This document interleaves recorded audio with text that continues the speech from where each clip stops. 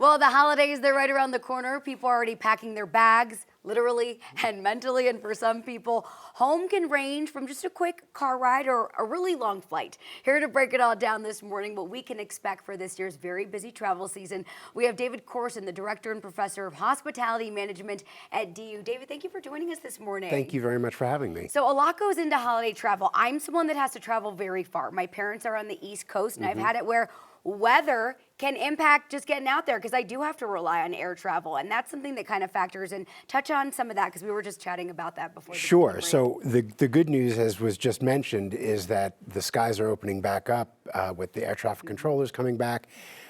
We're expecting 100% of scheduled flights prior to the shutdown to be back on board by Wednesday. So that's really good news. Weather obviously is a whole other issue. I, for example, in winter tend not to fly through Chicago when I'm going east because that's just a market I don't want to venture into if I can avoid it. Now, the good news is for many East Coast cities, because Denver is such a busy hub, we can be direct. So flying direct is absolutely a key. Trying to avoid, if it's possible, Wednesday prior to Thanksgiving and Sunday following are huge days of travel. Sunday after Thanksgiving is historically the busiest travel day of the year. So avoiding flying then is a good idea if you can. Yeah.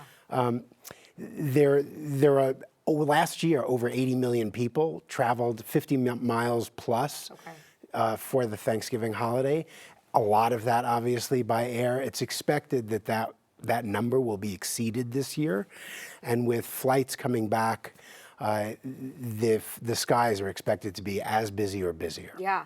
What are some of the busy places in our state that people are planning to travel to during the holiday season? There are, obviously Denver is a hub of activity, but the mountain towns have historically been, the issue for the mountain towns right now is the lack of a snow base.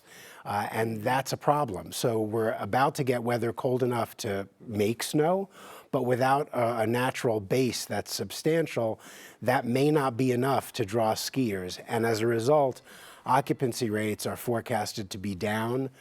Ski passes are down in terms of pre-sales for the season and I'm sure for the week.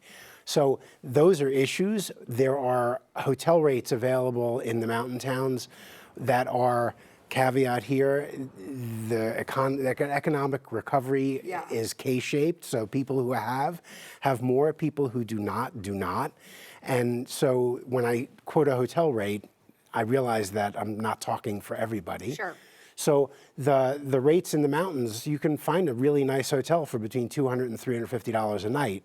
And obviously you can go higher if you go into the super luxury market. But that is really reasonable for a mountain town Thanksgiving weekend getaway. Yeah, usually you see pretty big spikes during the holiday time. I know I like to get up to the mountains kind of in between the holidays, and the rates can be a lot more than that. So I hear what you're saying. It's different for everyone, but that is relatively decent. I think so too. Any standout cities or towns that are going to be seeing an uptick in visitors during the holiday season? Nationally, of course, the big cities, New York, Miami, LA, Vegas, the places we'd expect to see. Locally, my guess would be mountain towns is where we're going to see the uptick, but there is going to be more sort of local uptick from this region that is be drive-in rather than fly-in because the international travelers are staying away because of the lack of snow. Fair. Okay. David, thank you for coming in this morning. Sure, my pleasure. Wealth of knowledge. We appreciate you. We'll send things